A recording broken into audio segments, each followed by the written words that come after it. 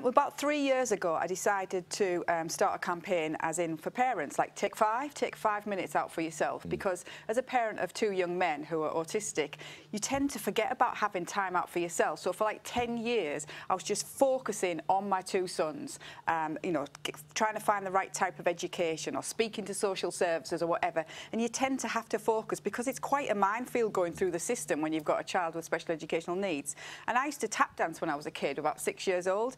And I just used to love the rhythms and the music and everything. And for 10 years, I didn't do it. And I thought there's something missing out of my life because I wasn't actually thinking about myself. And that's what a lot of parents who've got children with special educational needs do. And then I saw an advert in the paper. I saw Tap for Fun. So I started tap dancing. Then I was invited to see a fashion show in London. And it was just like, you know, come along. And I was looking, I thought, I wonder if I could do a fashion show basically just for families who are affected by autism. So give mums a pamper, dads, carers, nans who we depend on, and granddads to look after our children so we can have a bit of time out, adults themselves who have autism, children, carers, and this year we've got a new category, teachers who go that extra mile that really work well with, and we did it 3 years ago. It was amazing. It was just such an emotional roller coaster. So they had their hair done, makeup, you know, they get to keep their dress, their jewellery, and it's just a day just for them. And you know what happens after that? They all make friends and they all start, you know, chatting together.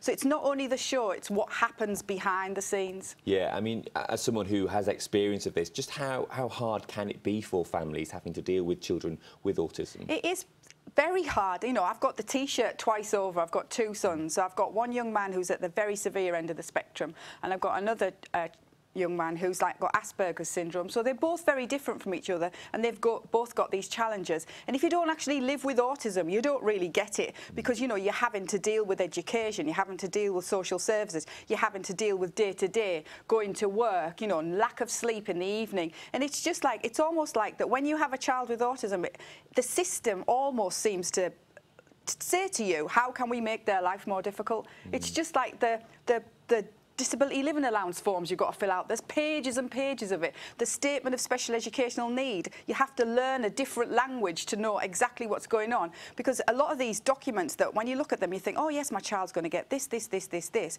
But when you actually read it, it's the way they word it. We call it woolly word bingo because it actually doesn't mean anything. So, you know, they've got the new EHC plan. They say it's going to take 3 to 4 years to kick in. So parents are constantly thinking about trying to support their children and making sure that they get the right education that's right for them. So they tend to forget about themselves. So since I started tap dancing, it's my Thursday night, autism-free zone, no work, it's just for me. And last night I went to Zumba, and I needed it because I've had such a stressful week. And it's, you know, arranging the fashion show. You know, my son needs more physical care. You know, my eldest son has got more, how can I say, he goes through difficulty with social interaction and communication. He's just got himself an apprenticeship, so I'm really proud of him, and he's in his 3rd week. But it's that social communication thing that he finds really difficult. So it's almost like it's mental torture, not only for me, but for him, because he's trying to deal with it and deal with everything else that's going on. So we need some more support for families.